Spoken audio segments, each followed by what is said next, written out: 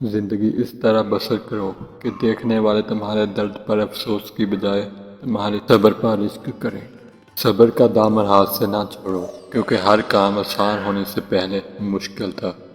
صبر وقت مانگتا ہے اور وقت صبر مانگتا ہے۔ انسان ہمیشہ تکلیف میں ہی سیکھتا ہے، خوشی میں تو پچھلے سبق بھی بھول جاتا ہے۔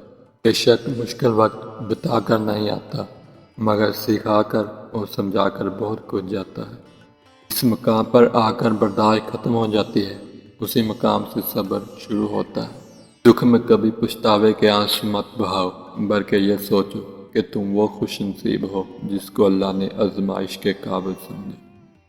جب تجھ پر کوئی ایسی مشکل آ جائے تو تیرے پاس سے باہر ہو تو صبر کرو اور اللہ کی طرف سے کشادگی کا انتظار کر۔ صبر کا گھونٹ دوسروں کو پلانا آسان ہے، خود پیتے ہوئے پتہ چلتا ہے کہ ایک ایک قطرہ کتنا مشکل ہوتا ہے۔